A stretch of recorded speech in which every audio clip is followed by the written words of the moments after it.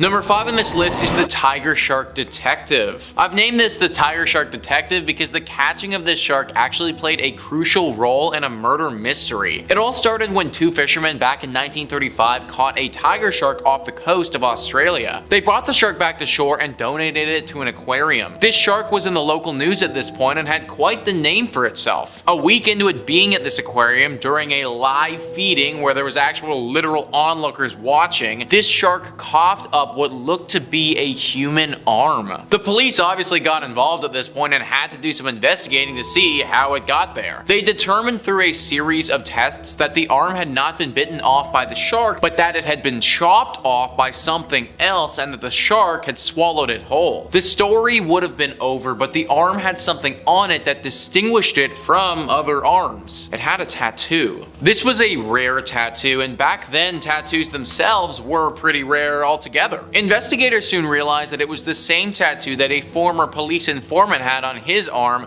Jim Smith. He had gone missing a while back and they had no idea what happened to him. They started piecing it all together and looked into what potentially went wrong. They then realized that Jim had tried to blackmail the wrong people and it hadn't gone so great for him. The murderers then killed Jim and disposed of his body, but kept the arm because they knew that the tattoo would be able to lead people to the conclusion that it was Jim. They anchored this arm down and threw it in the water, not suspecting that a tiger shark would eat it and then later be caught by a fisherman. Eventually, the police tracked down the killers and brought them to justice, and it was all because these two fishermen fished up a tiger shark that just happened to eat some pretty important evidence. Number 4 on this list is the Chimera Lobster. Catching a lobster isn't really that impressive, but what if you caught a lobster that looked as if it came straight from another dimension? A little bit more mysterious if you ask me. Cracked writes, when Alan Robinson headed out to sea in Bar Harbor, Maine in July of 2006, he, like all commercial fishermen, was hoping for a little luck. What he hauled into his boat that day was a 1 in 50 million discovery. It looks like a fish torture delicacy, but it's actually a natural phenomenon. Well, if you consider something that happens practically never a natural phenomenon. A chimera occurs when two zygotes with different cells, and sometimes from different species, combine together to form a single creature or person. Yeah, there have been human chimeras who are the genetic equivalent of having non-identical twins in one body. Unfortunately, the human versions are far less dramatic looking than what you might expect based on the lobster. We're talking legendary Pokemon levels of rare here, guys. Like, this lobster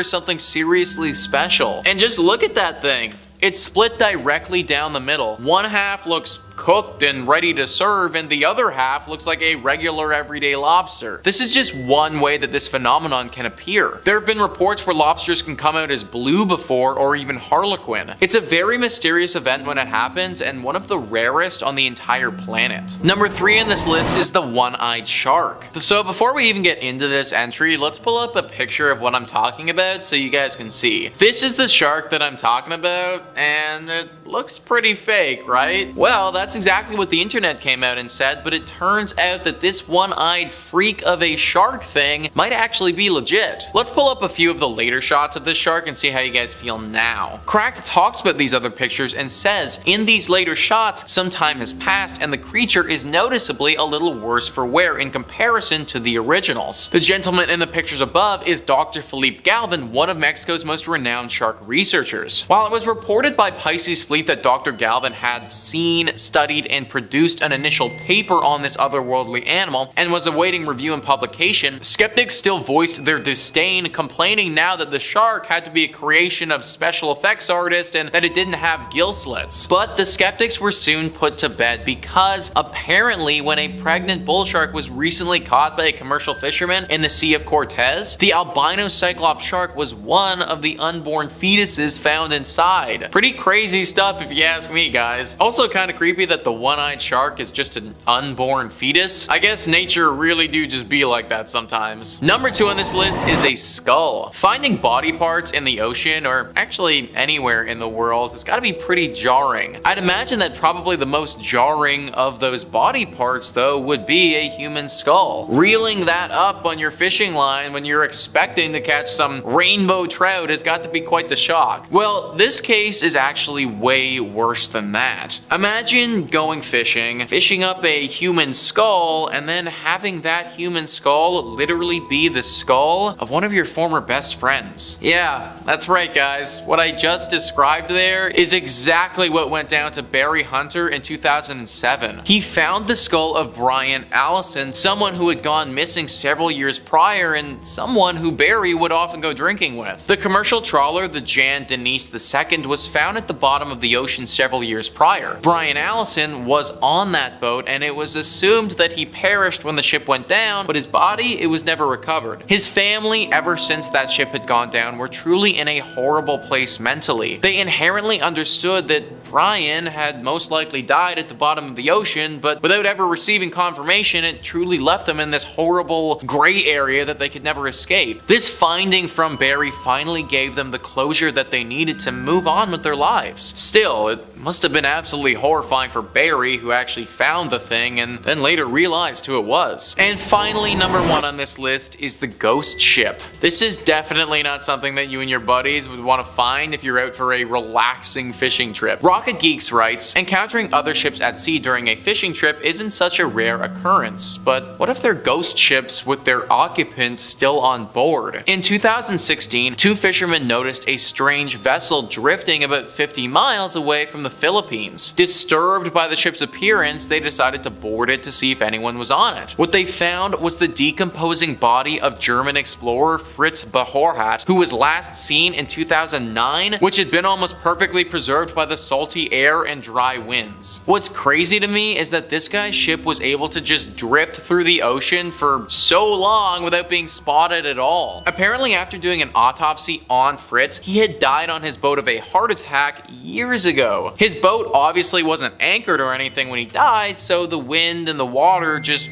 took it. During that entire time, it never capsized or hit land. It was just floating in the water for years, letting his body mummify completely. I think this story, more than any that we've looked at today, is just a perfect example at how massive the ocean can be. For years, an entire yacht carrying a dead human being was just going around without anyone seeing it. Who knows how far this boat had traveled during that time or what it had seen? It also begs the question, how many more of these boats are out there right now just floating around? The ocean is a scary and massive place, guys. These are just a few of the mysteries we've found in it, but I guarantee there are plenty more. Number 5, Oarfish. Coming in at the number 5 spot is this terrifying 16-foot long monstrosity hauled out of the ocean by Chilean fishermen, shocking those who learned, like me, that fish can be 5 meters long sometimes. The clip was posted to TikTok, where it went viral almost immediately, sweeping up 10 million views pretty quickly. Most people worried this fish might be a bringer of bad times, and there might be an inkling of truth to that. This fish, called an oarfish, is thought in some cultures to be an omen of impending bad fortune. I mean, I understand it completely. If I picked this thing out of the water, I would not think that I had been blessed by good fortune. In Japanese folklore, this fish is sometimes referred to as Ryogo no Tsukai, translating to the messenger from the sea god's palace, and I'm sure I butchered that pronunciation. I'm so very sorry. It's linked to the legend of Namazu, a giant sea snake which caused earthquakes whenever it would rise. Oarfish live deep, deep, deep in the depths of the sea. And some scientists theorize that they only ever rise nearer to surface level whenever there's a disturbance in the tectonic plates, which would definitely make this fish a bad omen and a bringer of earthquakes. Now, the actual oarfish, once you get aside all the legend, terrifying as it might look, is a bit of a gentle giant. It's the largest bony fish in the world, and it isn't much of a predator, preferring to swim around just hoovering up plankton. They barely even have teeth, to be honest, and they don't really pose a threat to humans. Unless you consider scaring the heck out of you a threat. You want to watch more scary sea creature videos? Well, I got great news for you because we have loads upon loads on the channel. Number 4, GreenEyed Shark. Now, if the ocean is where all the scariest stuff in the world is hiding, that goes triple for any body of water around Australia, which is home to some of the actual most terrifying entities ever to walk the planet, and swim the planet, and fly the planet. It's where they send the animals that are too hardcore for the rest of the world. An Australian angler, Trapman Bermagee, pulled out this disgusting wretch of a fish, some 2,000 feet beneath the sea. He captioned it, "The face of a deep-sea rough-skinned shark." A little bit of a fake Australian accent there, I can't help it. Unsurprisingly, most commenters wanted to point out how disgusting the thing was, which is very similar to what I'm doing now. Now, usually I'm a sucker for green eyes, but not on this leathery little monster. This thing looks like a baseball glove that came to life. I'm not having it. There's actually a lot of debate as to what this little thing is. Some commenters had suggested that it was a cookie cutter shark, which might sound adorable when you hear that. That sounds pretty cute, but I promise you it is not cute at all. A cookie cutter shark is named that because of its jagged mouth, which leaves cookie cutter-like imprints on its victims, just like big holes in anything that it's biting at. However, the fisherman pointed out this wasn't a cookie cutter shark. A cookie cutter shark looks absolutely vile, but in a very different way. A cookie cutter shark looks more like a mole rat that was left in the sun for a few weeks, whereas this thing looks like it was grilled before ever being born. Now, another commenter suggested that this shark could be something called an endeavor spur dog shark, which is a mouthful and a half. Now, whatever the creature is, it goes without saying, I want very little to do with this shark. Number 3, Longnosed Chimera. You wouldn't really expect anything horrifying to exist in Newfoundland. It's a very pleasant place. You think it's mostly just chips and Jig's dinner all the way down. Well, for Gary Goodyear, a fisherman out of Templeman, Newfoundland, he pulled this long-nosed chimera out of the water and gave himself quite the shock. His nets went some 2,000 feet down into the water, where he unearthed this long-beaked mystery fish. When he pulled it up, the crew could not believe what they had seen. It was not at all what they were expecting. I have to include this quote from one of the articles because it's too newfie not to include. Goodyear said, "We're hauling away and by I seen this coming around the roller. I said, good God, what in the heck is that?" Now, when he first pulled it up, he wondered at first if it might have been a platypus because of the impressive snoot on the beast. He described this pelagic nightmare's beak as being very rubbery, like cartilage.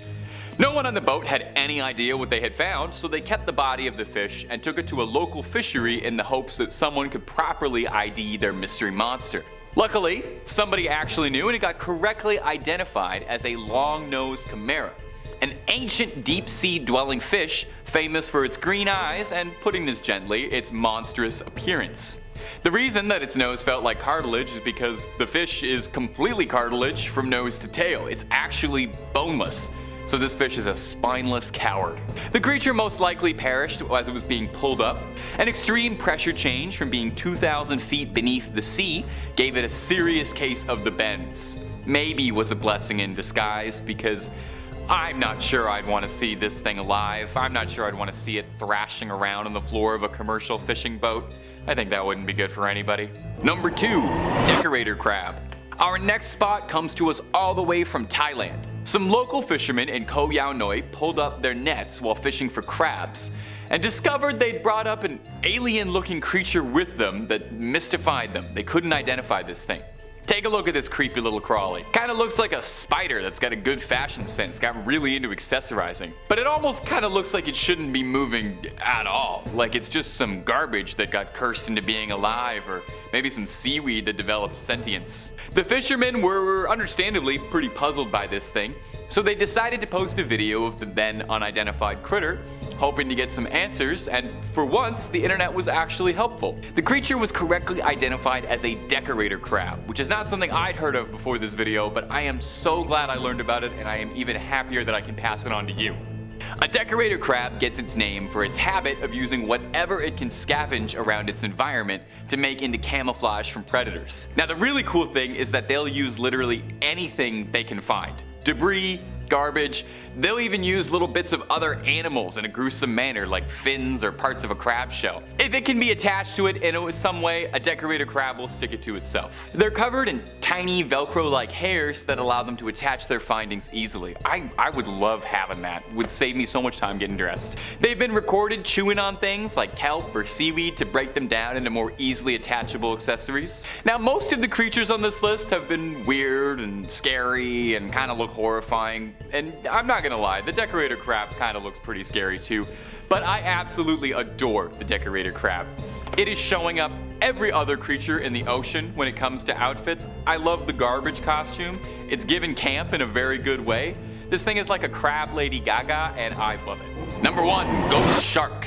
Roman Fedortsov routinely entertains his 600,000 Instagram followers with pictures of all the strange creatures he fishes up while sailing around Murmansk, a port city in Russia. His Instagram is a treasure trove of scary undersea finds, and I absolutely recommend that you toss him a follow if you're into this sort of thing, as he's kind of the head honcho for it. This video could easily just have been 5 things that he fished out himself. Nobody is pulling out weird things the way Roman is. But with so many to choose from, I had a tough time, but I landed on this here fish, sometimes called Frankenstein's fish, due to the stitches all over its body looking like it's been sewn together from the bodies of several other fishes. It's also been referred to as a ratfish, a ghost shark, a spookfish, but officially they're known as ghost chimeras. I like that it's got nothing but scary nicknames. These things are bad news from teeth to tail.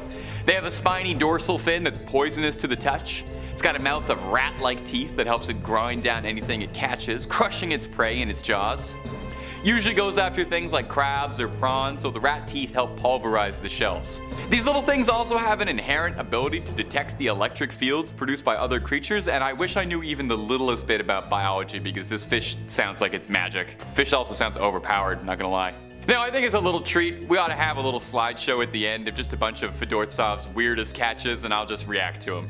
Ready? Okay, here we go, lightning round. Who would make this? Why would a creature evolve like this? I guarantee you this thing looks cuter as sashimi. That is a face not even Mother Nature could love, if that even is a face. Number 5 on this list is Julia. According to Wikipedia, Julia is a sound recorded on March 1st, 1999 by the U.S. National Oceanic and Atmospheric Administration. NOAA said the source of the sound was most likely a large iceberg that had run aground off Antarctica. It was large enough to be heard over the entire equatorial Pacific Ocean autonomous hydrophone array with a duration of about 2 minutes and 43 seconds. Due to the uncertainty of the arrival azimuth, the point of origin could only be narrowed to between Bransford Straits and Cape Adar. The most accepted explanation is that a massive iceberg scraped along the ground, but in truth, it could be anything. This was a one-off sound, so we'll likely never know for sure, but an iceberg, a massive animal, some underground volcanoes, maybe even tectonic plates shifting,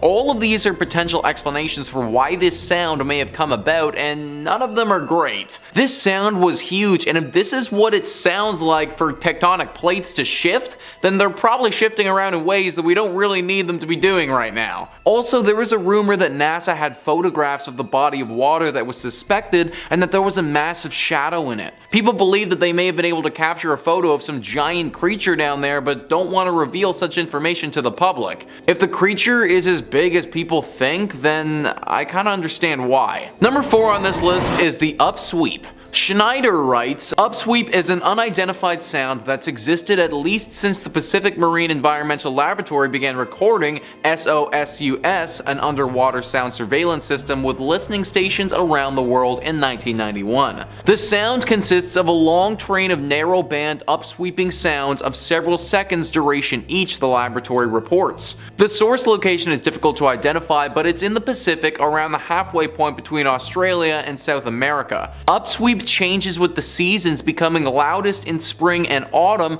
though it isn't clear why. The leading theory is that it's related to volcanic activity. This sound or signal is very unique because it keeps coming back and changes with the weather. Frankly, I don't really understand how this could possibly be related to volcanic activity because the season is dictating how loud or soft the noise is. Why would the fact that we're in fall change anything about a volcano's activity and therefore the sound? Is it possible that this explanation is just an explanation of convenience, and the fact of the matter is no one really has any idea why this is happening? Or maybe even worse, they do know why it's happening and are just covering it up anyways. Number 3 on this list is the hum. The hum is one of the most interesting signals from the deep ocean that we've ever run into. Caitlin Schneider writes, the hum has been recorded on several occasions, mostly during the last 50 years or so. In these cases, there have been reports of a relentless and troubling low-frequency humming noise that can only be heard by a certain portion of the population. It's difficult to pinpoint when instances of the hum began, but it's been well documented since the 1970s, and since then,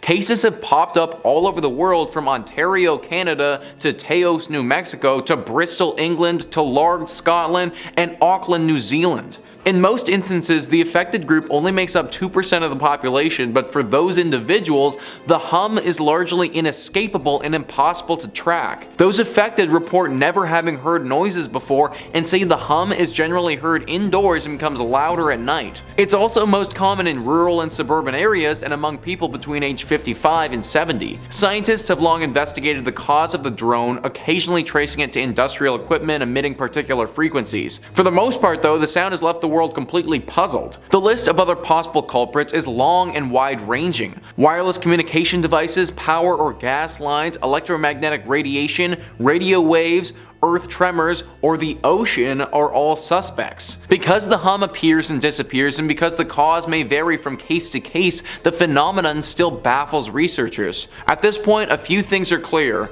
The hum is real and likely a byproduct of 21st century living. They think that this sound might come from the ocean, but they're also really not that sure. This is one of those ones that just really doesn't make any sense. Caitlin writes at the end there that it might be a product of 21st century living, but I frankly don't understand that. How is our way of living causing this hum to come from the ocean all around the globe at totally random times? Also, why is it that people from the ages of 55 to 70 are more affected by this? It's stuff like this that reminds me that we aren't as smart as we think we are. Sometimes I think that we're so advanced that we have it all figured out, but then I'm reminded that there's just this massive hum that occasionally happens which nobody knows why. What it means or what it could do is all a mystery, which honestly adds to the scare factor. Number 2 on this list is skyquakes. So when you hear skyquakes, you probably don't think that they have anything to do with the water, but they actually do. Caitlin Schneider says that skyquakes or unexplained sonic booms have been heard around the world for the last 200 years or so, usually near bodies of water.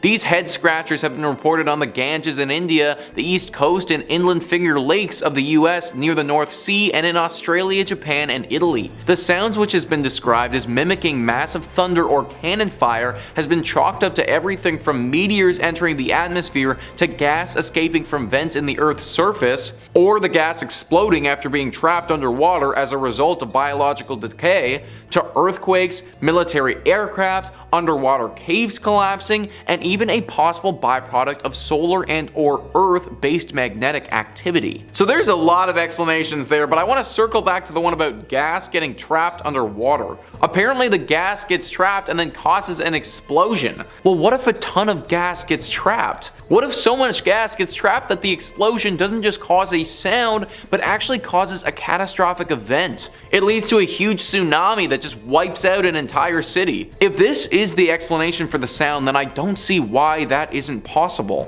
Which would mean that whenever we hear such a thing, it's just a potential natural disaster waiting to happen. All that makes it a pretty scary sound if you ask me. And finally, number 1 is the bloop. Potentially one of the most infamous sounds ever recorded from the ocean, the bloop has kept experts guessing for years. In 1997, a super low frequency but massively powerful sound was heard in multiple spots around the globe. Experts think that it originated off the coast of South Africa, but are not 100% sure. The fact that it was heard repeatedly over and over again during the summer of 1997, but then was never heard of after that. No one really knows what caused this massive sound, and maybe the most terrifying part is that scientists haven't ruled out something organic. Something organic means something living. A massive, massive creature that would break records for anything that we've ever seen before. Far larger than a blue whale, the largest known creature on the planet. This would be groundbreaking if it was something organic and would totally change the way we look at the ocean. Conspiracy theorists have thought that the government does know what it is and is actually keeping it under wraps for fear of how the public will respond. Some people even believe that it might be Cthulhu, the ancient god written about in the Lovecraftian universe. Now, once again, the most accepted explanation is that of a massive iceberg scraping the ground, but if that's what caused it, then why did it keep happening over and over again? Comment down below what you guys think is the true cause of this bloop, because I truly have no idea. In at number 5. massive underwater river. Within the ocean, there was a river found, and it's known as the Black Sea Undersea River. This discovery was the first of its kind in the entire world at the time and was found in August of 2010. The underwater river is saline water flowing through the Bosporus Strait and along the seabed of the Black Sea. Before this discovery, scientists had previously found channels running along the ocean floor based on sonar screening. One of the largest is from the mouth of the Amazon River into the Atlantic Ocean and found off the coast of Greenland, the Congo, and Bengal. It was believed that these channels could possibly function as rivers. It was this discovery specifically that truly proved their theory correct. This river functions due to the salty ocean water spilling through the Bosporus Strait from the Mediterranean Sea into the Black Sea, where the water has a lower salt content. The largest of these rivers are several miles wide and run for thousands of miles out into the deep ocean, and they proved to be vital to the creatures living in and around them. In many ways, these underwater rivers are very similar to rivers we see on land. They have banks on either side, and smaller rivers feed into the larger ones. These rivers carve valleys into the sea floor, and they follow certain paths and can even change course. Due to the power and unpredictability of these rivers, they have been extremely difficult to explore and learn more about. Researchers tend to send down recording instruments and robotic submarines to try and learn more about these rivers. Sedimentologist Dan Parsons says that these rivers are incredibly powerful and have destructive flows, so it's important we understand how they work. If it was a river on the surface of the earth, then it was ranked as the 6th largest river in the world. This discovery is truly an amazing natural wonder, and because they are so hard to research, study, and learn about, it's an incredible phenomenon. In at number 4, we have Great Blue Hole. The Great Blue Hole is located in Belize and is truly a wonder. The hole is a natural sinkhole with surrounding corals and shallow water accounting for the perfect circle shape and deep blue color. It lies near the center of Lighthouse Reef, and it was formed during several occurrences of Quaternary glaciation when the sea levels were much lower. Fun fact about the Lighthouse Reef can actually be seen from space, and the Great Blue Hole is near the center of it and can see it so clearly from so far away. This site was made famous by Jacques Cousteau, who declared it one of the top 5 scuba diving sites in the world. It was first discovered in 1971 and then explored much more during an expedition in 1997 to collect core sample from the Blue Hole's floor and document the cave system. In December 2018, 2 submarines descended into the Blue Hole to be able to map its interior, and using solar scanning, they were able to make a 3D map of the 1,000-foot wide hole. They had discovered that there was a layer of hydrogen sulfide around 300 feet down. The Great Blue Hole has its name for a reason. It is extremely deep, and it has measured over 400 feet deep. At that depth, it becomes very dark, cold, and not much can survive down there. The submarine expedition also discovered bodies of 2 divers at the bottom. They were believed to be 2 out of 3 divers who had gone missing while diving there. This massive hole is a very popular spot for scuba divers for its crystal blue color and being able to see many different species in and around the area. There are many different types of fish, including the midnight parrotfish and the Caribbean reef shark, along with different shark species like the bull shark and hammerheads. In 2012, the Discovery Channel ranked the Great Blue Hole as number 1 on its list of the top 10 most amazing places on Earth, and if you're interested in checking out this natural wonder, there are full-day trips from the coastal tourist communities in Belize, and you can explore the Great Blue Hole. In at number 3, we have vampire squids. Not only are vampires on land, but they also been found in the ocean. The vampire squids reside throughout the oceans all around the world, mainly in tropical oceans in extreme deep sea conditions. This squid uses its organs and its unique oxygen metabolism to be able to thrive in the parts of the ocean with the lowest concentrations of oxygen, which is extremely hard to do for many other sea creatures. The vampire squid is the only known cephalopod able to live its entire life in what's known as the oxygen minimum zone, at saturations as low as 3%. These squids were discovered during the Valdivia expedition in 1898, which was led by Carl Chun, a zoologist who was inspired by the Challenger expedition, and wanted to verify that life does indeed exist below 300 feet. Back then, much of the sea wasn't known about, let alone explored, so this was very new for that time, and during the expedition, the vampire squid was found. When the discovery was made, they were originally described as an octopus because of their physical appearance, and 8 arms, but they are united by a web of skin and were later assigned to be part of the squid family. These scary sea creatures can grow to a length of 1 foot, and their gelatinous body varies in color from jet black to a pale reddish depending on location and lighting conditions.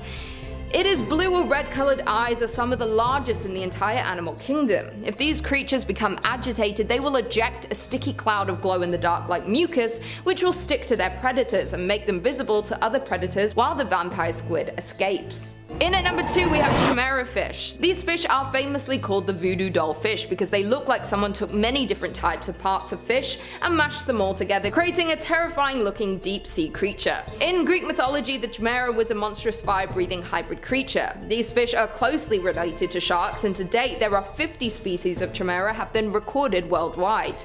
Most of these fish can be found in the deep ocean, in depths of over 500 meters down, so little is known about these mysterious deep sea animals because they are so difficult to study, let alone find. The Chimera fish varies in color from black to pale blue to brownish gray and have long bodies with exceptionally large heads. Their eyes are large and translucent with a green color which helps them to see in the dark deep sea. These fish tend to feed on bottom-dwelling creatures like crabs, octopi, marine worms, and sea urchins. The Chimera crush their prey with their 3 rows of sharp teeth, and like sharks they use electroreception to find their prey in the dark. The creatures are said to have originated over 400 million years ago during the Silurian times, but because of today's overfishing they're usually a big target, particularly in coastal waters. These creatures are essential to the deep sea ecosystem. They tend to live up to 30 years old, and they also reach sexual maturity late and produce few young, so being a target to fisheries is a huge issue for them. If you're ever going scuba diving, I would beware of the predatory creatures, but thankfully they tend to reside in the deep sea, but they are found in oceans all throughout the world except in Antarctica. And finally, in at number 1 we have garbage. One of the most terrifying on this list is the amount of garbage in our oceans. Garbage is ugly, and it is a threat to all of us on land and especially those living in the oceans. Whenever you go to a beach, no matter in your hometown or on the other side of the world on vacation, you have probably seen some sort of garbage or debris floating in the water or on the beach. The amount of waste in our oceans have created islands of trash that collect into massive piles that float on the surface. One of the most notorious ones is the Great Pacific Patch, or the Trash Vortex, which spans from the west coast of North America to Japan. Last year it was recorded that there are about 5.25 trillion pieces of plastic waste in our oceans, and studies expect this number to triple in the next 2 decades if no significant action is taken. When researchers and divers traveled down to the deepest part of the ocean, which was a record depth, there was one thing that was so unexpected that they saw. This expedition was done by American undersea explorer Victor Vescovo, who was the first person to dive to the deepest points of the Earth's ocean, traveling over 35,000 feet, and is the deepest manned sea dive ever recorded. During his dive, he discovered something truly terrifying and completely unexpected. In the deepest part of the ocean, where no one has ever traveled, a plastic bag was found. Not only are there large pieces of plastic and garbage in our oceans, but it's the microplastic and the remains of trash that are still composting that are more threatening to marine life than anything, because they can quickly enter and poison the creatures living in our oceans and even people. The ocean is vital to our survival, and the amount of garbage and plastic found in our oceans is baffling, and we as humans need to make some serious changes. Number 5 on this list is a mistake. So I know that's kind of weird. How do you discover a mistake? Well, in a story from One Dumb Diver, and yeah, that is their actual handle, they do just that. They write, "When I was 15, I took the family boat out and dove the reef myself to clear my head. That was mistake number 1. I was down at a depth of about 90 feet when I was only rated for 60. While diving, I spotted a 3.5 meter mako shark coming right at me. For those who are unaware, makos are basically the cheetahs of the ocean, and they only have 2 speeds. Curious, which is harmless, and lunch. This guy was in lunch mode, so I hovered, as I'd been trained to do since there was no way for me to escape it. Nowadays, we dive with sharp shields which emit electronic pulses that freak the sharks out and keep them away, but back then, what we used was essentially a chainmail sleeve, the idea being that sharks hate the taste of metal, so if you give it your arm, it'll bite down, decide you're gross, and move along. So I wait, and it comes, and I make a perfect move to give it my arm. However, just before the crunch, it occurred to me that I'd left my sleeve on my bed. I had my knife drawn, however now I had a series of problems. I had a huge open gashing wound on my arm from the bite in open water and trailed blood everywhere. Once the shock wore off, you realize that you're in salt water, and salt water and open wounds, they don't feel too good. In a panic, I dropped my weight belt and shot up to the surface without any sort of waiting period. Because I hadn't been paying attention to the currents, I was approximately a quarter mile downstream of my boat, which means I had to swim up to it. So I end up racing back to shore with nothing more than a tourniquet to staunch the bleeding. Long story short, short, my series of unfortunate self-inflicted events earned me 172 stitches, boatloads of physical therapy because the shark had actually bitten down into my tricep and detached it, and easily identifiable scars on one of my arms for the rest of my life. So that story right there, folks, is why I personally don't think I'm ever going deep sea diving. I love sharks, they're super cool, I love to learn about sharks, but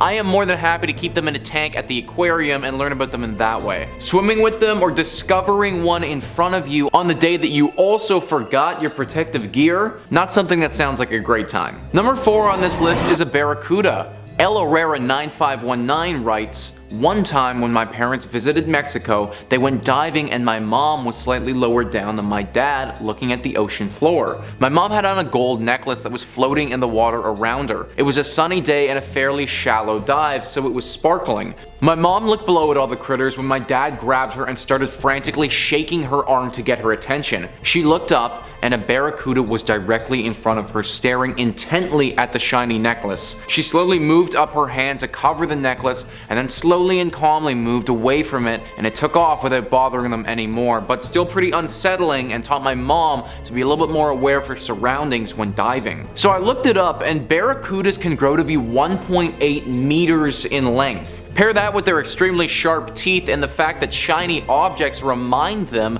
of the little silverfish that they eat, and you have yourself in a pretty bad situation. The woman in this story is honestly extremely lucky that this fish waited to decide if it was going to attack or not. Most times she wouldn't have had time to respond and it would have just gone to take a bite. Considering this necklace would have been around her neck, having a barracuda bite into it could have ended very badly. Number 3 on this list is a kelp forest. Duct Tape Jedi writes, "After a day of boat diving in Monterey Bay on the California coast, we had a night dive planned. I was there with 2 friends celebrating my birthday, and we were part of a larger group of divers. My friends were too tired for the night dive, and I was too, but I got invited to buddy with another diver whose friends also decided to stay on the boat. So I was following my new buddy through the kelp when some of it caught on my tank. I tried to pull clear but managed to get tangled even more to the point where I was unable to move. I kept shining my light around looking for my buddy, but he was nowhere to be seen. After what seemed like an hour but was possibly just a few minutes, I felt some of the kelp loosen up and then saw that my buddy was cutting it off with a knife. I was so exhausted after struggling that when we got to the surface, he had to tow me back to the boat." So discovering a full-on kelp forest, I mean, that would honestly be really cool, I think. Obviously, what happened to our diver would have been incredibly scary though. Having to wrestle for over an hour or however long he was there for with some kelp in the dark, probably thinking that you're going to drown, doesn't sound great. But if you did discover a kelp forest and that didn't happen, then I think it'd be pretty sweet. If you're going to go though, then make sure you carry your own knife because you wouldn't want to end up like our friend here. Number 2 on this list is a body. This story is from Texas Guy 911 and he says, "I was diving in a local pond with a group of much more advanced cave divers than I was. I'm leading the dive as to get used to the pressures and responsibilities of heading the procession, and they're mentoring me. The known horrible visibility makes it impossible to navigate by compass, so we follow a line put by other divers. These lines go from one sunken item to another. So I know I'm about to hit a small sunken boat, but I don't remember which one. There are a few similar in a row in the same state of decay. I'm the first in the group and I get to the boat and I see someone's black army boots sticking out from the inner quarters. It looks somewhat new, not like items you find on the bottom. It's hard to see due to so much muck in the water. So I touch the boot, thinking it's by itself, but it won't lift, like it's attached to something heavy. I put my hand further in and feel the leg continuing out, pants, the calf, and now I see the second leg. I turn around and show a sign for the emergency ascend to the group behind me. Everyone has a sour face. Nobody wants to go to the surface, but it's a rule that if one says up, others in the group must abort, no questions. They wanted me to explain with signs why, but what's a diver's sign for a corpse? I feel like I rush toward the surface, even though I'm trying to stay calm and take time. So we're on the lake's surface. I have this adrenaline rush, can't breathe enough. So I tell them there's a body down there. I see rolling eyes from everyone once they see I'm serious. I describe in detail what I saw and then we go down again. Once we locate it, we don't know if we should go forward or backward as there are several boats on the line and who knows in which boat the body is in and how far we drifted while taking it out on the surface. Well, we find all the boats before seeing the original one, of course. So our customary leader goes into the boat's cabin and we wait. I'd say he was rather courageous at this point. Then he emerges from the cloud of muck and tells us all to surface. So gluing information together from what we learned later on, it actually turns out the police or some other agency had body recovery training in the same lake the same day. When they went for lunch, they stuffed their fully dressed, anatomically correct rubber doll in one of the sunken boats for a few hours for safekeeping. So that didn't turn out to be an actual body, but I still think this would have been super scary. To feel a leg and then another leg in the darkness of the water like that on one of your first dives, I mean, that would be a lot. Maybe I'm just weak because deep sea diving is just not for me, but honestly, that would have scarred me for potentially life, whether the body is real or not.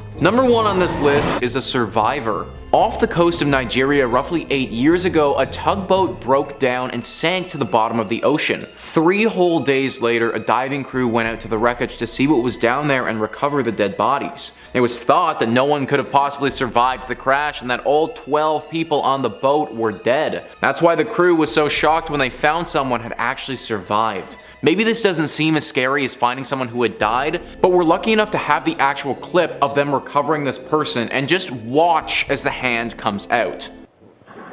Alright, you found one, yeah? He's alive, he's alive. The startled dive team discovered the tugboat's cook had survived for 3 days. So that one image of having a hand reach out of the dark and stormy nothing would have actually terrified me. Not to mention that man who survived down there. That would have been 3 days by himself surviving in this tiny air pocket, most likely believing that the world has left you for dead. This is definitely one of those scary discoveries that's for the better, because someone's life was saved, but as the Reddit user Edgar writes, I can't imagine how creepy and unexpected it would be to be on a mission to recover the dead and have a hand reach out to you like it did. Number 5 on this list is a giant eel. This is a true story that comes in from a Reddit user, RCMW181. They write, an old World War II ammunition ship off the south coast of England was full of brass-topped shells. Most had been taken by divers over the years and it was now very rare to see them apart from a pile in one corner of the ship. The pile of shiny brass metals was miraculously untouched and remarkably clean after spending years underwater, and you only found out why if you swam near them. Out of the murky darkness, the largest eel I have ever seen snakes forward. Without exaggeration, this thing had a head the same size as a horse's head full of jagged teeth. I could not see the body as it looped into the dark and deeper into the ship. No one got near those shells. Turns out for years this thing had been guarding the shiny brass shells, slithering over them, making them shine. We found out at a bar later that he was famous in the area and many people went to the wreck just to see him. No idea why this giant creature was guarding them like a dragon and its horde, but some said eels are like magpies and like shiny things. There are multiple scary discoveries in this story in my opinion. First off, our Reddit user just glosses over the fact that they're in a sunken World War II munitions ship.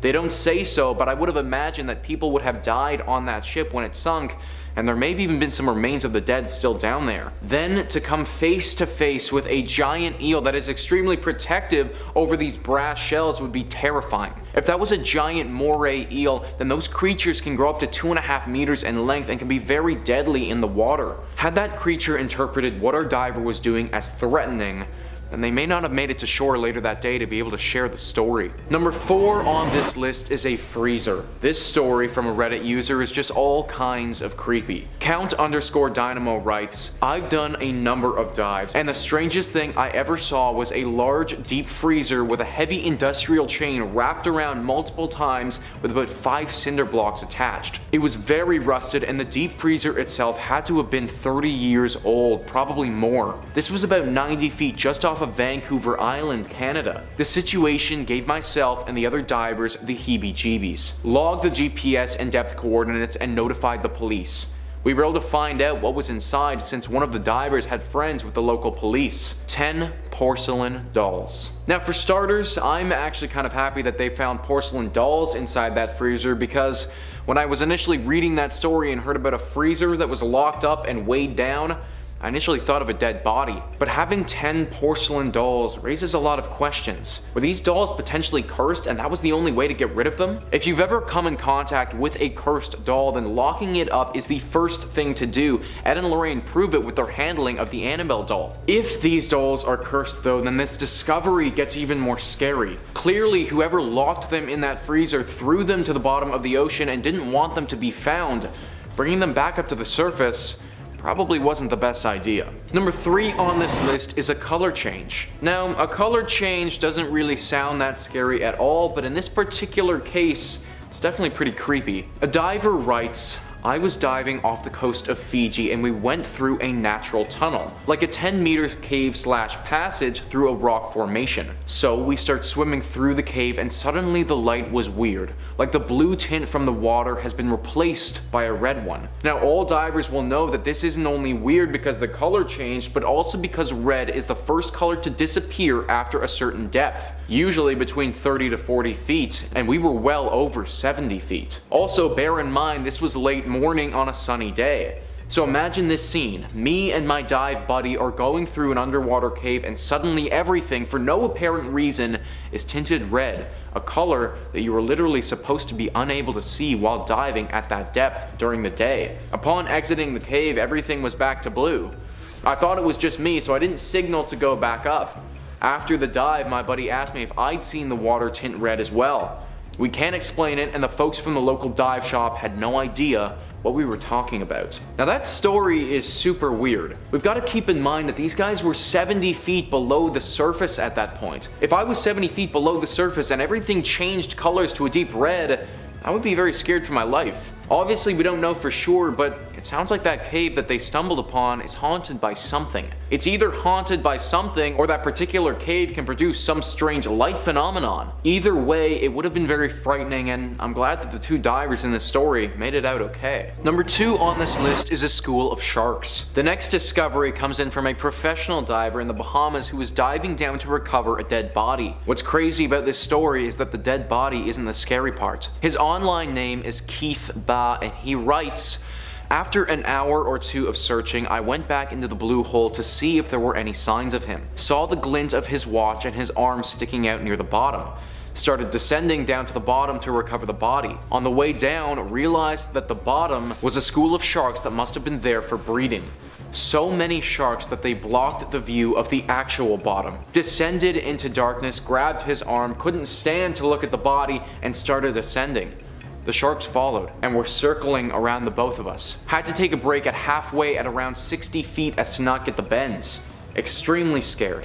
The entire time waiting to normalize being super scared. Victim was struck by a passing boat. So not only is finding a dead body underwater super scary in my opinion, but to stumble upon so many sharks that you can't even see the bottom of the ocean, that's beyond terrifying. Then to have said sharks follow you up to the surface, deciding whether or not they're going to eat you, would have been absolutely brutal. He didn't specify what type of sharks they were, but after doing some research, sharks tend to get far more aggressive during mating, and therefore the risk of our divers getting attacked is significantly increased. Also, the number of sharks that can gather during mating season can rise into the hundreds. One shark is scary enough and will likely win in a fight, but tens to even hundreds of them would have easily had their way with this diver. Not sure about you guys, but if that was me, I would be exclusively a land dweller from then on out. Number 1 on this list is a person. People aren't typically scary discoveries, but in this case by some deep sea divers, it definitely was. One diver writes, me and 2 buddies were on a night dive in the Puget Sound hunting prawns. It was about 1 a.m. and we're a good 100 feet deep, the darkest black you could imagine. We used to do this thing on night dives where we'd get in a circle, turn off our lights, then stir up the water and watch the bioluminescence float around us like floating stars in a black watery space. Only this time, we turn off our lights, stir up the water, and the water glows just enough to reveal a 4th person sitting in our circle. We were at a dive resort, so it wasn't so odd to see another diver, only it was 1 a.m. and we'd see nobody else prepping a dive at the dock. He was also alone, which was odd considering the dangerous conditions of a night dive in those waters,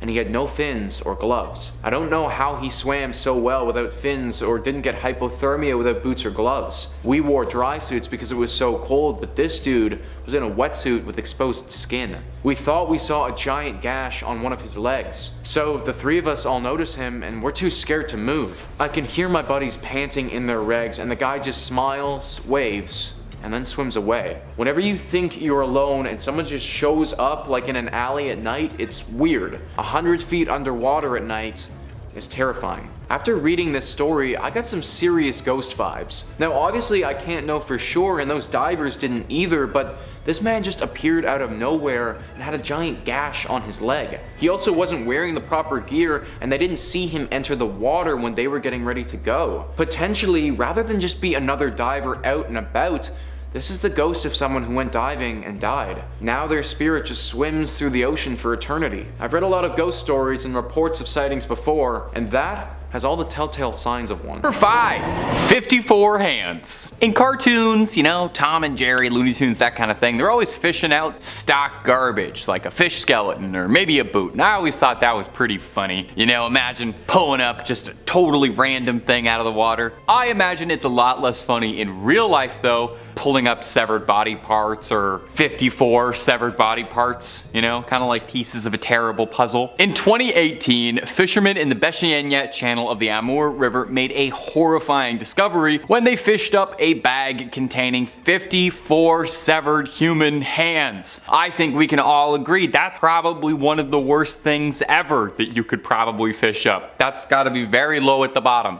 At first they pulled up a single hand and that would have been enough to make this list, and then the fishermen shortly pulled up 53 other severed hands in a little sack. Someone out there is missing a collection, clearly. Now, I don't know a ton about Siberia's wildlife, but severed hands aren't indigenous to Siberia's rivers and lakes, meaning someone put them here. Investigators gave no clues as to who the hands might have belonged to at one point or why they were all discarded in this manner. The hands were wrapped in plastic shoe covers and bandages, and police took fingerprints from the hands to see if maybe they could be traced, maybe they could get some back to their owners. Now, theories about why 54 severed hands in a bag washed up have unsurprisingly prompted a lot of wild speculation.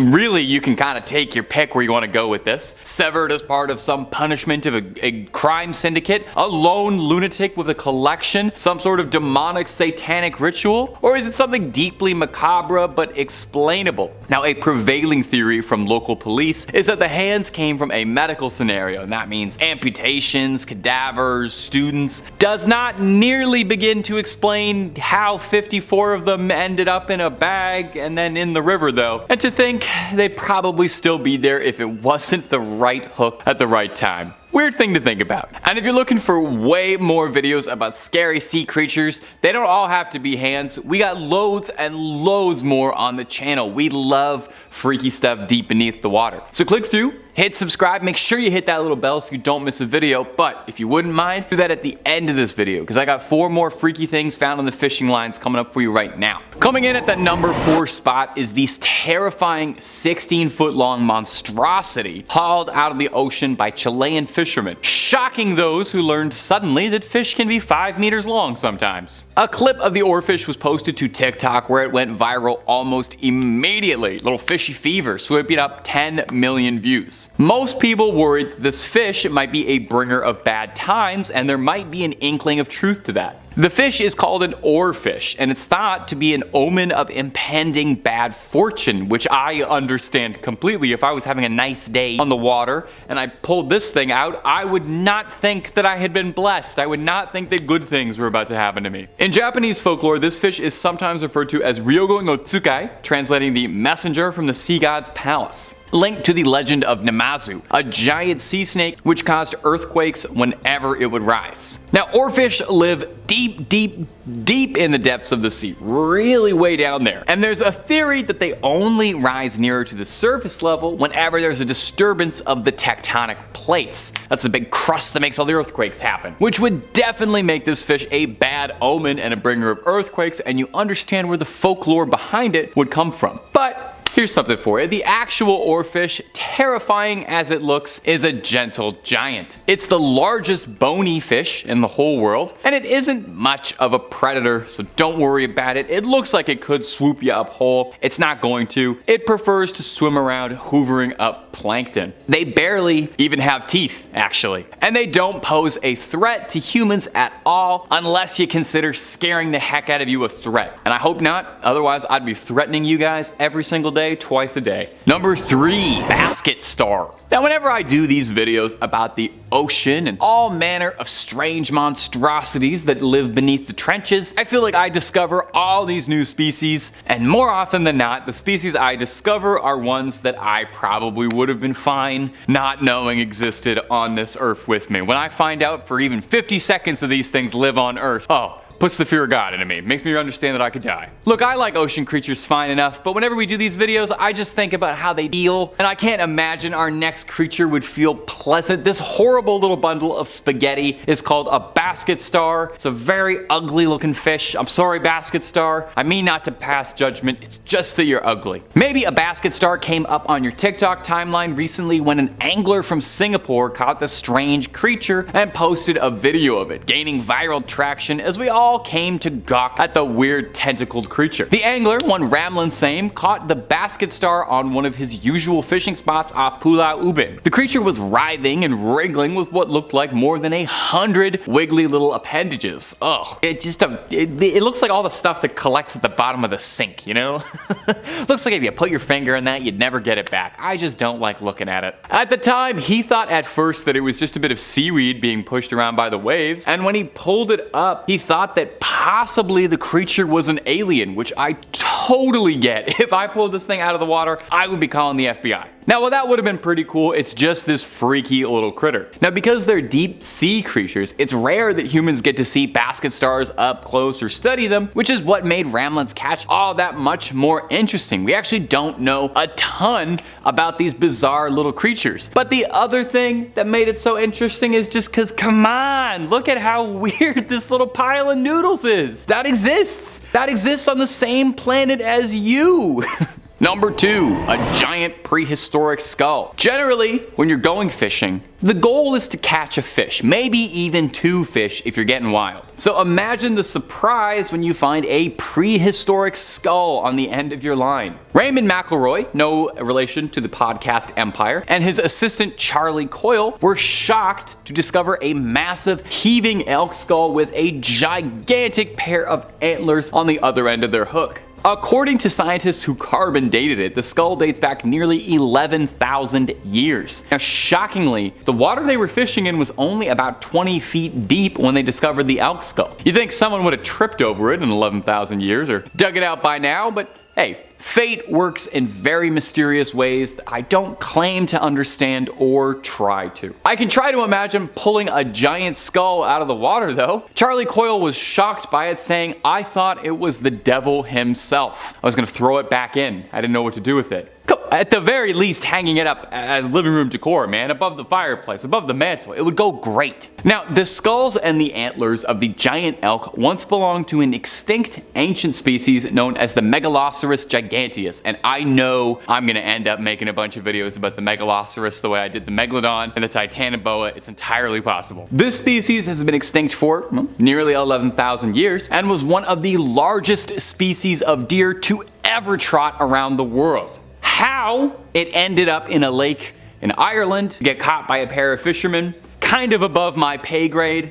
But hey, I don't solve the mysteries here. I just ask them and speculate blindly. And number 1, a ghost shark. Oh. Roman Fedortsov routinely entertains his 600,000 Instagram followers with pictures of all the bizarre monstrosities he pulls out of the sea while sailing around Murmansk. That's a port city in Russia. His Instagram is a treasure trove of scary undersea finds. It's one of my favorite things on my feed, and I absolutely recommend you give him a follow on any of his social media platforms if you're into this sort of thing, as he is the head honcho for it. This video could easily have just been 5 things he posted on his account. Like I said, this guy is the king of weird stuff in the water. Right here is a fish of many names, sometimes called Frankenstein's fish, due to the stitches all over its body looking like it's like sewn together from all these different fish. It's also been referred to as a ratfish, a ghost shark, a spookfish, but officially they're known as ghost chimeras. These things are bad news from teeth to tail. They got a spicy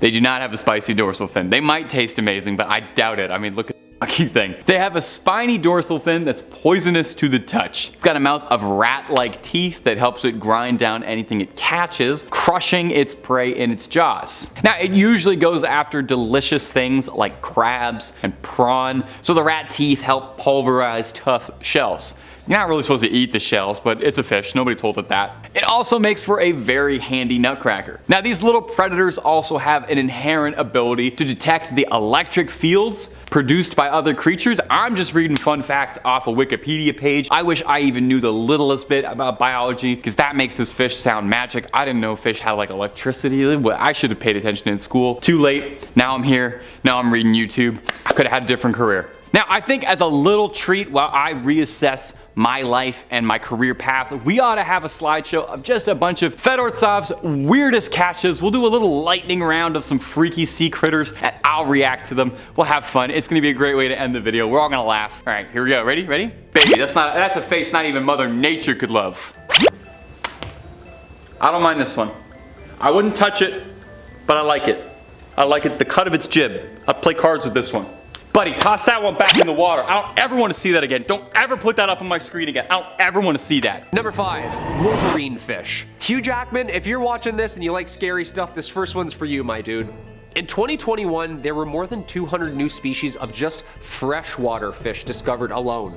Just freshwater. Hopefully Ancistrus wolverine. Okay, that's a pretty badass name.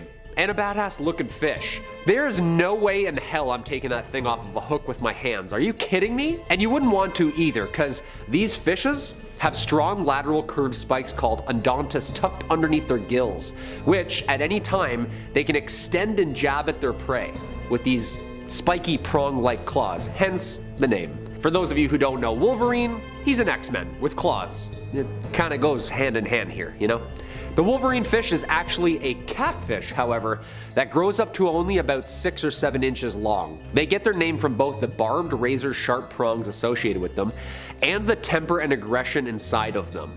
Yeah, so like full-blown Wolverine-style anger. Luckily for us, they live in between rocks found so far in the Brazilian river of Rio Xingu in the lower Amazon that I don't think you're gonna swim into any one of these soon. I feel like that's where the scariest fish are, the Amazon. Also, kind of confusing biologists, so many species and names alike but not alike. Catfish, wolf fish, half wolf, half man, X-Men fish. Like every day there's a new fish. Wolverine fish are only herbivores and graze on algae and detritus tucked away deep under rocks, so the likelihood of you just like stepping on one of these are pretty low. Might scare you away from their home, but they won't eat you. Just don't go flipping over any rocks and reaching underneath murky water in the Amazon. That's all I can say for this one. Number 4, alien fish? Well, one magnificent alien fish, Advena magnifica, which translates to magnificent alien, hence the name. No, it's not from outer space or anything, don't panic. Technically, it's not even a fish. This sea sponge literally gets its name because it just looks like E.T. Hey, I didn't name it, they did. To be fair, it does look like E.T. the alien, come on. The long neck, the huge head, the big eyes, it's literally perfect. This year, a new sea sponge was discovered officially.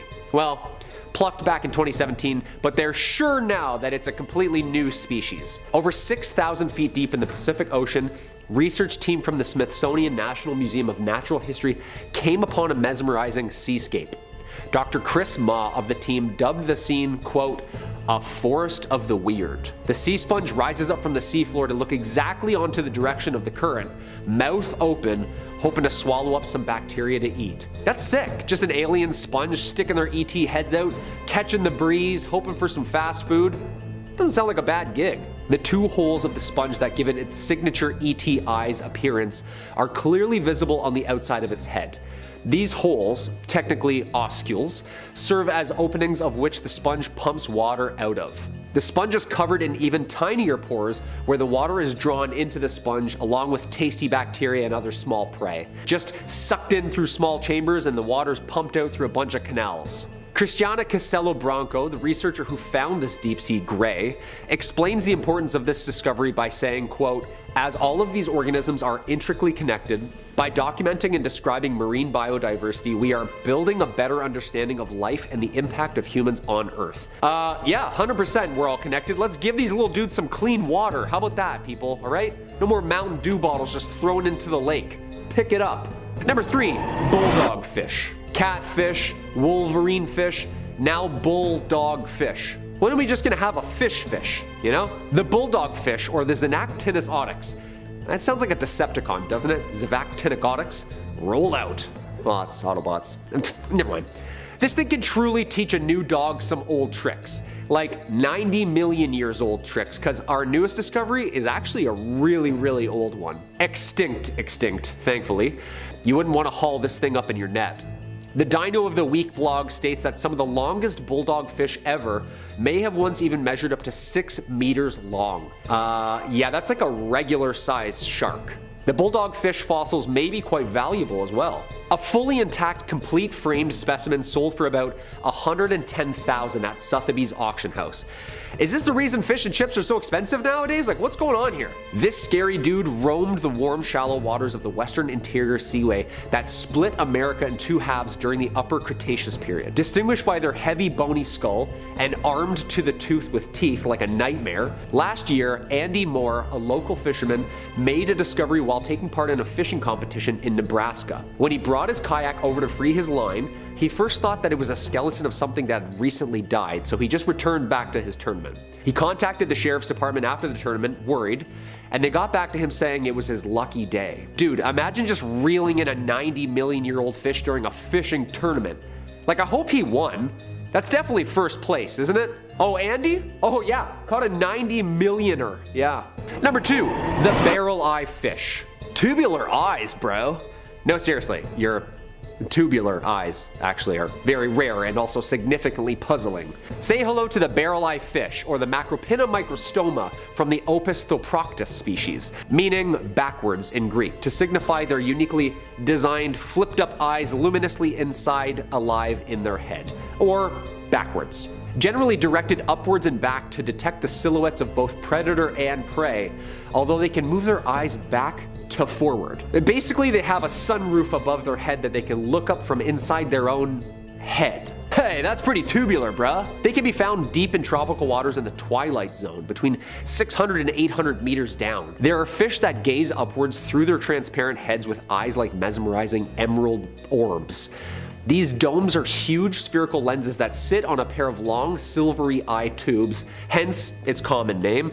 The barrel eye fish has a green tint over their eyes, which even acts as kind of like a sunglasses to help them track down prey in any sort of lighting. There is literally nowhere to hide, even for a bioluminescent fish.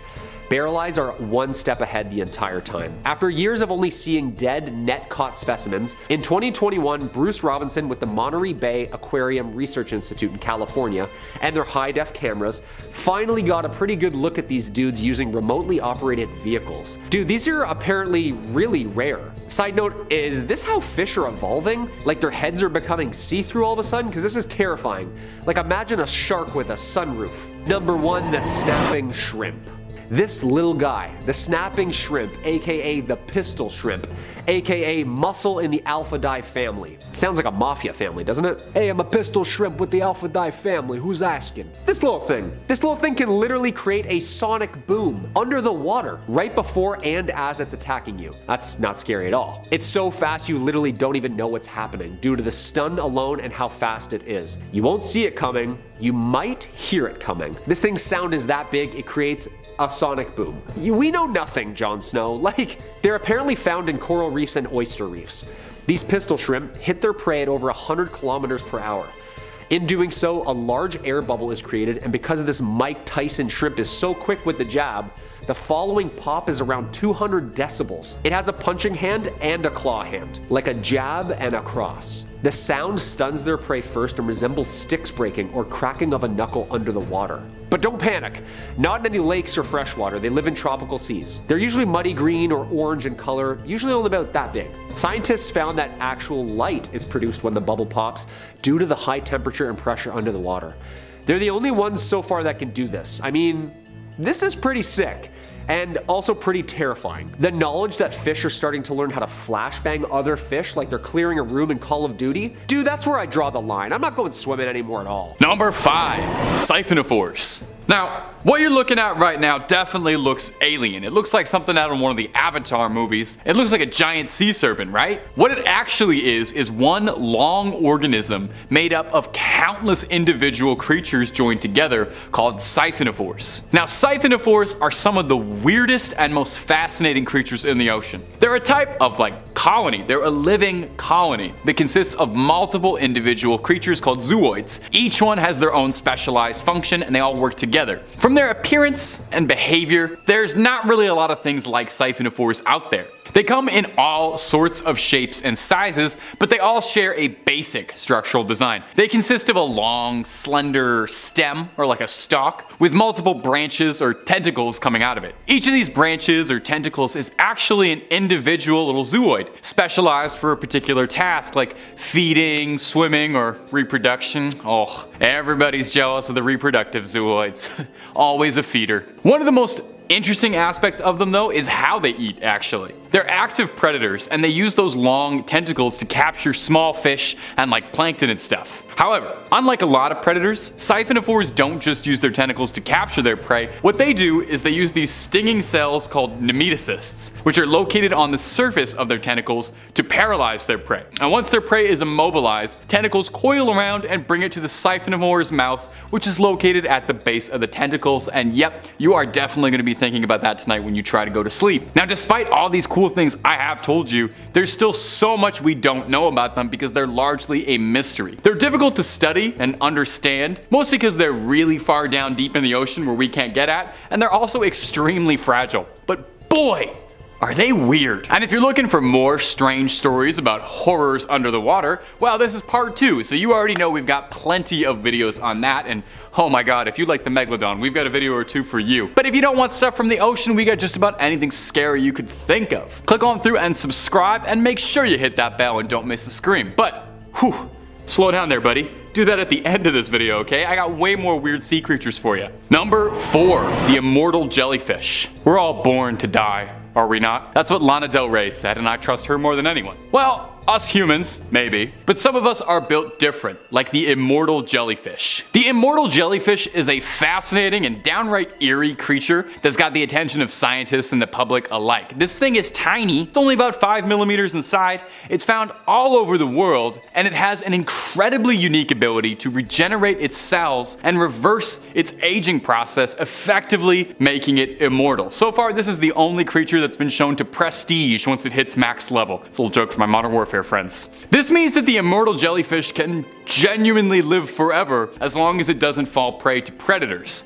Pretty good deal. While the idea of immortality sounds like a dream, I mean that's what half of all science fiction stories are about, is trying to make yourself immortal. The immortal jellyfish has raised concerns about the impact of its population growth on ecosystems. Because these things technically have the potential to live forever, it's got the ability to reproduce rapidly and take over the habitats of other species, disrupting the balance of marine ecosystems. This could lead to an extinction of other species, and who knows what kind of ripples that would have on the food chain. And even though they're pretty small, I think an army of immortal jellyfish are actually kind of scary. Scientists are studying the creature's unique ability to regenerate its cells and hope that maybe they can unlock the secrets of human aging and potentially develop new treatments. This definitely has the possibility to benefit humanity in many ways. It sure would be awesome to live to 300, but it also raises a ton of ethical questions, and who knows what that kind of technology or research could look like in the wrong hands. If you've ever played the video game BioShock, I feel like you should already know a thing or two about the dangers of harvesting undersea sea creatures for their DNA to inject into humans, it did not work well for anybody in Rapture. It was terrible there. So maybe it's best we leave those cells inside the jellyfish. Coming up next on the list is going to be the Baltic Sea Anomaly. It's a very strange, unexplained object that was discovered in 2011 at the bottom of the Baltic Sea. Now, this object is about 60 meters long, and it's been described as a giant mushroom-shaped stone, or maybe a crashed UFO, or some even think a sunken city. A UFO underwater. Does that make it an unexplained swimming object? A USO? Of course, there are some who think that the Baltic Sea Anomaly could just be a natural formation formed from years of erosion, but that would be boring. Despite numerous attempts to study the anomaly and try and figure out just what it is, it remains a puzzle to scientists and a source of fascination. I mean, that's why we're still calling it the Baltic Sea Anomaly, not the Baltic Sea we know what it is. Definitely the most scary thing about it is that it's completely shrouded in uncertainty. This thing was discovered by accident. You know, they weren't even looking for it. They were looking for shipwrecks and happened to find it. And since then, it has been the subject of constant speculation. Some, like I said before, believe that it could just be a natural formation, while others argue that this could be a shining piece of evidence towards an ancient civilization or even extraterrestrial life. There are some as well who are concerned that it could be a threat to the environment around it, because there are some studies that have suggested that possibly the object could be leaking toxic chemicals or even, God forbid, radiation, which would have some pretty scary implications for the Baltic Sea and the people who live near its shores. As well, the fact that we know just like so little about this thing makes us wonder what could happen in the future. Could this be a Godzilla situation where this is a sleeping kaiju beneath the oceans that's gonna come up and destroy a city? Probably not, but it could be. The Baltic Sea Anomaly, we may never find out a single thing about it. It's gonna keep our imaginations going for years until we figure out just what it is. Who knows what dangers could be lurking? Could be nothing, but could be something. A reminder of how little we truly know about what lies beneath the water. Number 2, Sakoyam. What is the last thing you think you'd want to discover at the bottom of the ocean? Is it the Kraken? Cursed pirate treasure? A cavern full of misshapen skulls and bones? It's the last one. That's the only real one out of the 3, because that's our next point. This underwater cavern in particular, one Sakoyam, is located in the Yucatan. It's a cenote, and a cenote is a natural pit from the collapse of limestone bedrock that exposes groundwater underneath. And the Mayans sometimes used to use cenotes as places to perform like a little bit of human sacrifice, like just a little bit, like a teeny tiny little bit of human sacrifice. This cenote sits outside the ruins of the ancient Mayan city of Mayapan, south of the capital of Yucatan. It was a major political center from the 12th to 15th century and contained within its stone walls a secret Mayan city. Now, there were around 40 cenotes which served as water sources for the residents and a pretty convenient place to store the misshapen bones of your human sacrifices. Legend says that this particular cenote is noteworthy for being guarded by a feathered, horse-headed serpent. And when researchers dove in, they discovered there were very real reasons to be afraid. Bones scattered across the sea floors. 15 sets of bones marked by 15 bizarrely elongated skulls. These skulls were flattened during infancy. Why the Mayans did this is a bit puzzling to researchers and me. I don't know how much you know about like anatomy and biology, but traditionally this skull works best when it's not flattened. Now, interestingly, researchers believe that these people weren't sacrificed, but rather their bones were laid to rest here to get closer to the underworld as they await the next cycle of rebirth. I only hope we didn't disturb them. I don't want to wake someone up while they're sleeping. And number 1, the Yonaguni Monument. Now, you've definitely heard of the lost city of Atlantis, this mythical city that could have been signs of an ancient technologically advanced civilization that people believe sunk. But have you ever heard of the Yonaguni Monument? It's been called the Japanese Atlantis. It's a mysterious structure found off the coast of Japan that's quite puzzled scientists and researchers for decades. Some argue that it was crafted by an ancient civilization. Now, the monument itself is a sprawling complex of stone structures, steps and platforms, and the most defining feature is a massive pyramid that looms over it with precise angles and straight lines that make it seem like somebody engineered this thing rather than this thing just happened. It defies natural explanation. Many people believe that this monument was created by some unknown ancient civilization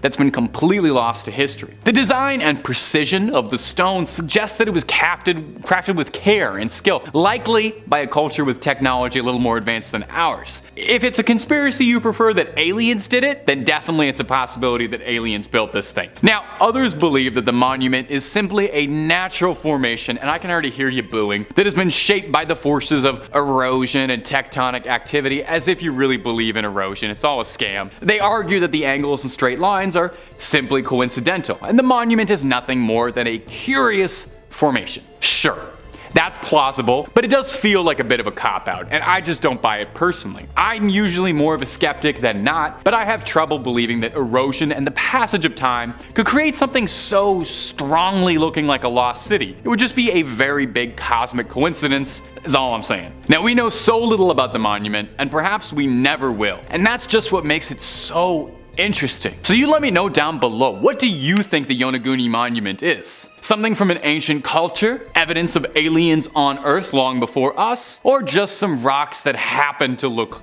like a temple? Kicking off today's list, we have the sunken city of Dwarka. Until roughly 50 years ago, it was simply a legend, a story passed throughout the ages. The most famous legend about the lost city of Dwarka can be found in the ancient epic of Mahabharata. Dwarka, similar to Atlantis, is said to have sunk beneath the sea at some point in the distant past. According to the sacred scripture of Srimad Bhagavatam, the city of Dwarka was built in response to Jarasandha, the ruler of Magadha, who was constantly attacking Mathura. To prevent further attacks on his clan, Lord Krishna decided to establish a separate city on India's western coast. The city quickly rose to prominence and began the unstoppable pivot of Lord Krishna's mission, housing thousands of people in approximately 900 palaces that were crafted out of silver, gold, and precious stones, along with being heavily fortified and could only be reached by ship. At the time, the city of Dwarka quickly became a talking point around the world, inspiring awe and wonder. According to the Mahabharata's 23rd and 34th stanzas, the city was inundated and submerged by the Arabian Sea on the day that Krishna departed the earth to join the spiritual world after 125 years, and this is when the Kali Age began. The ocean's deity reclaimed the land, sinking the lost city of Dwarka, but sparing Lord Krishna's palace. It is also said that the lost city of Dwarka was attacked by Vimana,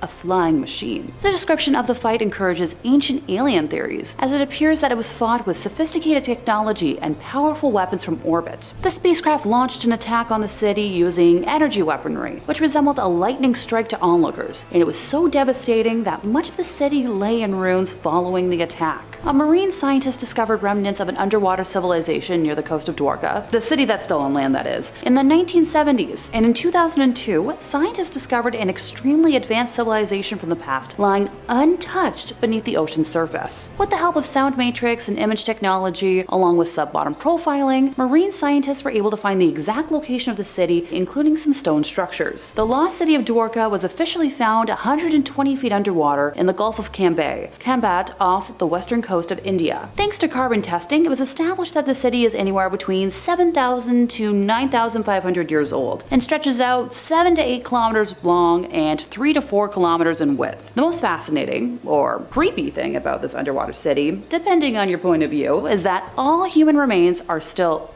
intact. Ergo, the main reason it made its way to today's list. Look, I'm not a scuba diver, but I can't think I'd be too fond of swimming around casually, admiring, architecture, and bam! Perfectly preserved dead bodies. During the 2002 excavation of Dwarka, many mud vessels, temple bells, ancient ritualistic vessels, and other artifacts were found, with the carbon dating indicating that they date back to roughly 7,200 BC, otherwise known as the Prehistoric period. At the time of this research, scientists also found that a massive man-made wall that's almost 2,000 feet tall that has since been unearthed during periods of low tide and can't be easily seen. Granted, they're still waiting on absolute results from some strange structures made of iron they weren't able to identify.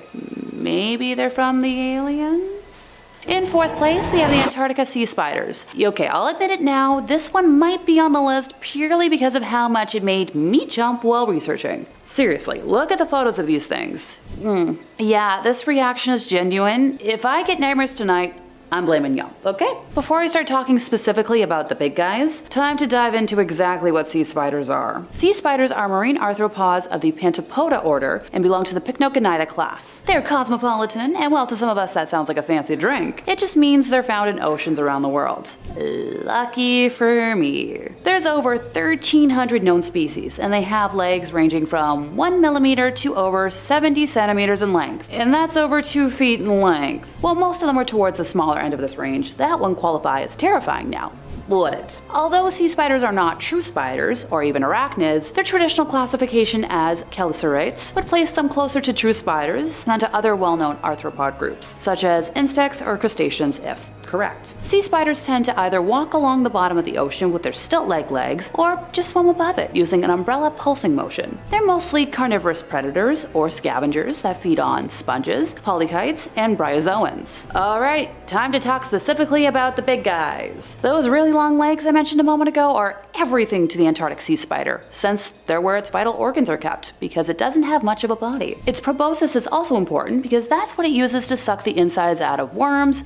jellyfish, sponges, and other soft body prey. Sounds delicious, I guess? Right now, all I can picture is like that one scene from The Lion King where Timon and Pumbaa are sucking the insides out of squishy bugs, and I'm pretty sure Simba and I are having the exact same facial reaction. For my brain's sake, it's highly unlikely for most of us to ever come across one of the giant spiders, since they only live in the oceans around the polar regions. Gigantism has been observed in a number of other Arctic and Antarctic species, leading to biologists to consult a couple of theories that certain elements of the polar environment must be conducive to humongous body size. Over several hypotheses have been put forward, with some scientists claiming that large body size may have developed as an evolutionary trait to enable animals to withstand long periods of starvation during the winter, when resources tend to become, scarce in the polar regions. While others have suggested that some of these species may be somehow descended from creatures that invaded the Arctic and Antarctic from the deep sea, where high rates of gigantism have also been recorded. However, a recent study lends support to an entirely different theory, which revolves around the availability of oxygen in the polar oceans, since oxygen is more soluble in cold water than warm water. It has been suggested that this high availability of oxygen, coupled with the fact that low temperatures slow animals' metabolism down and reduce their need for oxygen, could facilitate their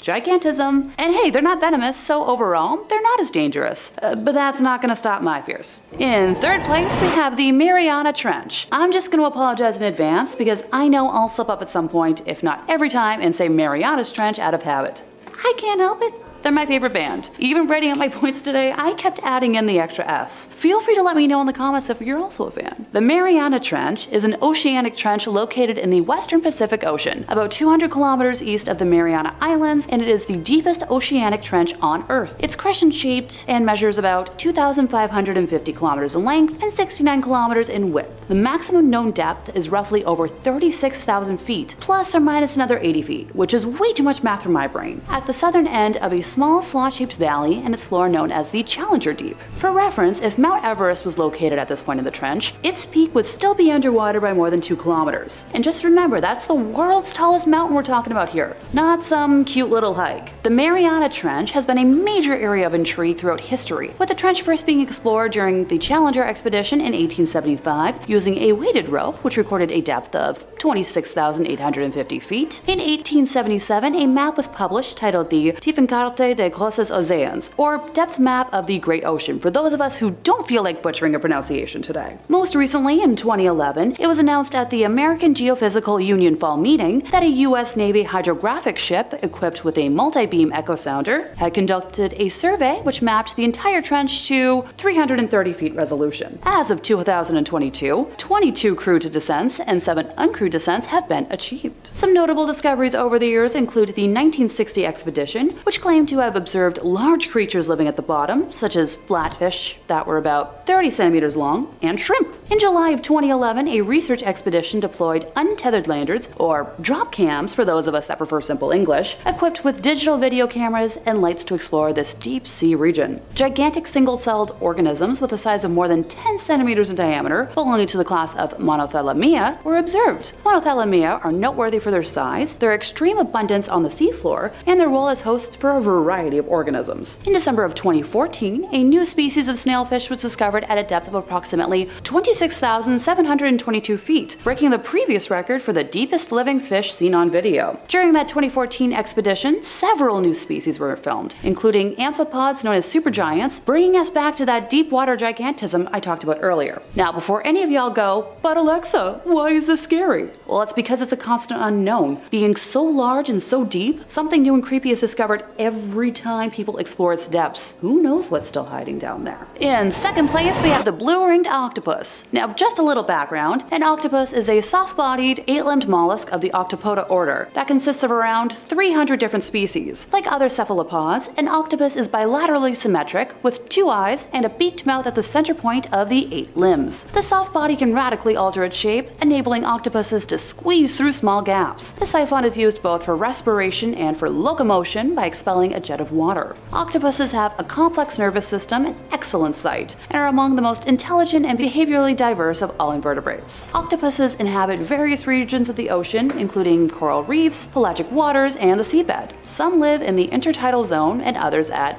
abyssal depths. All octopuses are venomous, but only the blue-ringed octopuses are known to be deadly to humans, ergo why they're my focus today. This specific species can be found in tide pools and coral reefs in the Pacific and Indian Oceans, from Japan to Australia, and can be identified by their yellowish skin and characteristic blue and black rings that change color dramatically when threatened. They eat small crustaceans, including crabs, hermit crabs, shrimp, and other small sea animals. Despite their small size that ranges from 5 to 8 inches in circumference, they are very dangerous to humans if provoked when handled because their venom contains a powerful neurotoxin tetrodotoxin, which can cause loss of all sensations and paralysis of voluntary muscles, including the diaphragm and intercostal muscles, ergo stopping breathing. The full list of possible side effects from the venom include nausea, heart failure, severe and total paralysis, blindness, and can lead to death within minutes. The blue-ringed octopus carries enough venom to kill 26 adult humans within minutes. I'm just going to repeat that to be clear, 26 adult humans within minutes. Their bites are tiny and often painless, with many victims not realizing they have been envenomated until respiratory depression and paralysis begins. Oh, and by the way, there is no such thing as blue-ringed octopus antivenom available. And finally, in first place we have the stonefish. Now, you might be asking, after the deadly octopus and a literal pit in the ocean,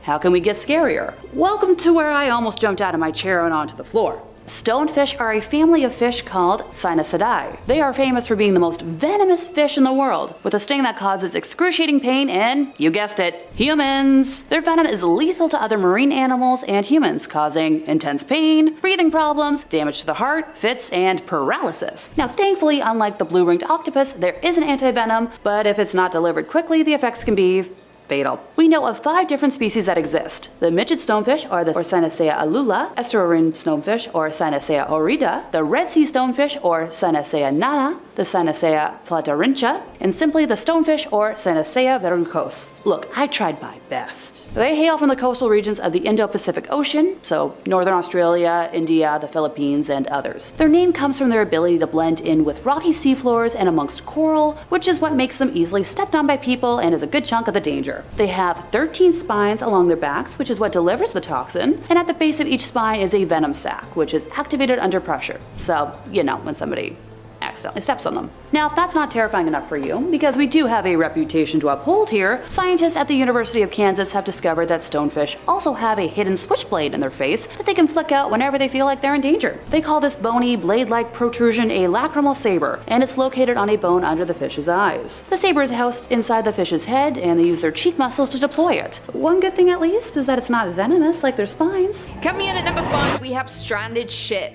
In Zakynthos, Greece, on the beautiful beaches lays a haunting sight of a stranded and rusting MV Panagiotis ship washed up on the shore in 1980 and continues to lay on the sand to this day. Many tourists come to view this phenomenon, and due to the mysterious ship, it's been nicknamed Shipwreck Beach. Little is known about the ship and is highly debated. One theory is that the ship was used for smuggling and abandoned when the crew were being pursued by the Navy on their way to Piraeus from Albania. Another theory states that the ship was making its way from Turkey with a freight of contraband cigarettes headed for Italy. When encountering stormy weather, the ship went into a cove where the crew abandoned the ship in fear of getting caught. Soon after the ship was abandoned, rumors started swirling that the ship had many valuable items on it, and authorities eventually convicted 29 people for looting cargo and valuable equipment from the wrecked ship. The location of the Panagiotis was prominently featured in the hit Korean drama Descendants of the Sun, leading to a surge of interest among Chinese and Korean tourists. This beach was briefly closed for tourists in 2018 due to the fear of landslides due to a large boulder falling onto the beach, but left the ship unharmed. The beach was later opened, and that same year the beach was named as the world's best beach in a poll by over 1,000 travel journalists and professionals. The beach and surrounding areas are stunning, but the mystery of the ship lingers and gives creepy vibes when you're on vacation in such a beautiful place. Some tourists have stated while getting close to the ship they've heard noises coming from inside, and some locals believe that this ship is haunted by the past crew members. In at number 4 we have numerous lost cities. One of the most famous lost cities that have been located in the ocean is the lost city of Atlantis. The lost city used to actually consist of a few islands where the founders had created a utopian civilization and became a great naval power. Their home consisted of concentric islands separated by wide moats and linked by a canal. The island of gods contained gold, silver and other precious metal and had an abundance of rare and exotic wildlife.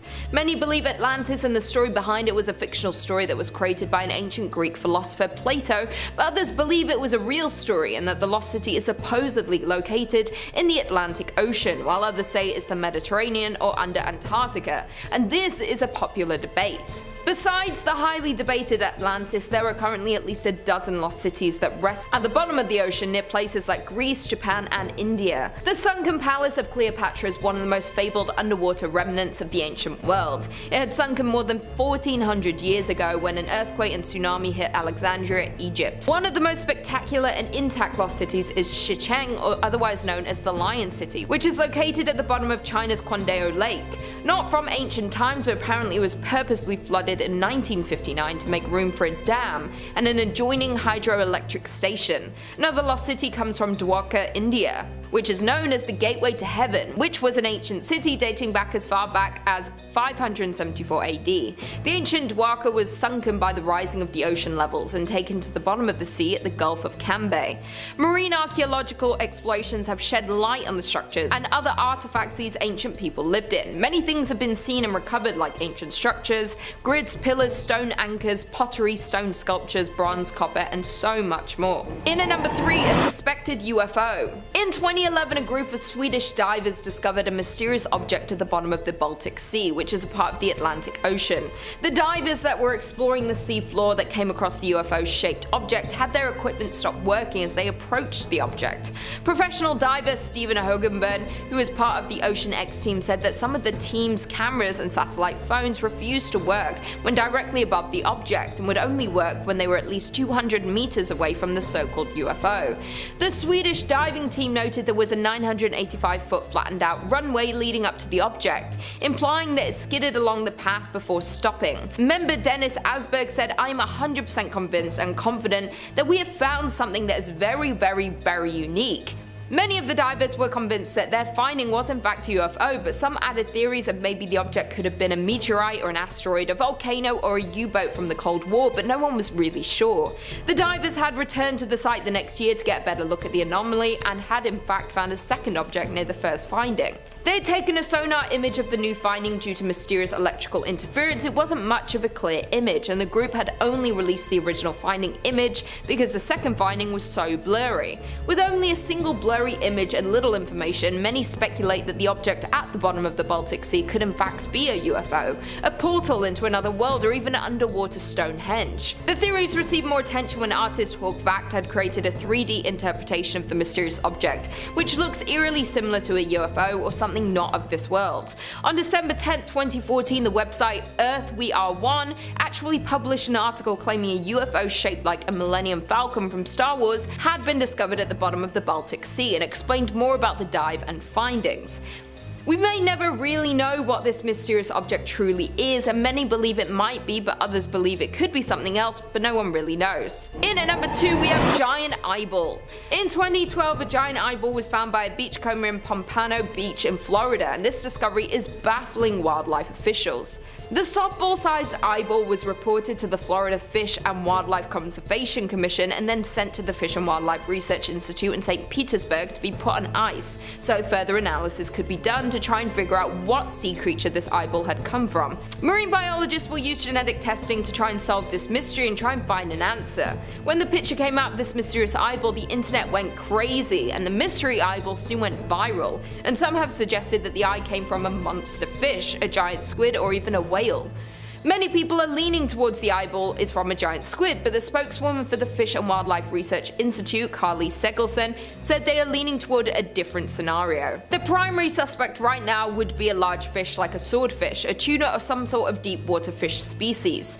Heather Bracken-Grissom, an assistant professor in the marine science program at Florida International University in Miami, believed that this huge blue eyeball may have come from a deep sea squid or a large swordfish. The professor and her colleagues concluded that the eyeball's lens and pupil are similar in shape to that of a deep-sea squid, and noted that a deep-sea squid's eyeball can be as large as a soccer ball, and can easily become dislodged. After the marine biologist's test came back, they were still left with not many answers of what creature this eyeball came from, but it was determined to have bone fragments around it, debunking the theory of it being from a giant squid. Many different parts of different sea creatures have washed up or have been discovered by divers, but soon determined by marine biologists to be a specific sea creature or species, but this eyeball continues to be a mystery. This story just proves that we know very little about the ocean and who or what is swimming down there, especially in the deepest depths of the sea. And finally, in at number 1, we have Icicle of Death, or better known as the icy finger of death. It creeps through the ocean's depth like a frozen eel, an eerie phenomenon known as brine icicles. Brinesicles are most commonly called the icicles of death. It freezes everything it touches. Only discovered in the 1960s, these things grow towards the sea floor from the base of the Arctic and Antarctica sea ice. This phenomenon happens when extremely cold brines sink to the bottom of the water, reaching warmer seawater below. The water around it flash freezes, creating a descending tube of ice known as a brinacle. Sometimes an underwater icicle reaches the seafloor, and when it does, a web of ice forms and spreads, entombing and freezing everything in its path, including any unlucky sea life such as a starfish and sea urchins. Andrew Thurber, professor at Oregon State University, an avid diver, had actually seen a brinacle bloom firsthand and stated, "They look like an upside-down cacti that are blown from glass, like something from Dr. Seuss's imagination. They're incredibly delicate and can break with only the slightest touch." The formation of a brinacle was first filmed in 2011 by producer Catherine Jeffs and cameraman Hugh Miller and Doug Anderson for the BBC series Frozen Planet. They can even create brine pools, which are called the Black Pool of Death, and are toxic to marine animals due to their high salinity and anoxic properties, which can lead to toxic shock and possibly death. Based on what scientists have learned so far, they believe life on Earth may have originated from these tentacles, and that they may even harbour conditions suitable for life to form on other planets and moons.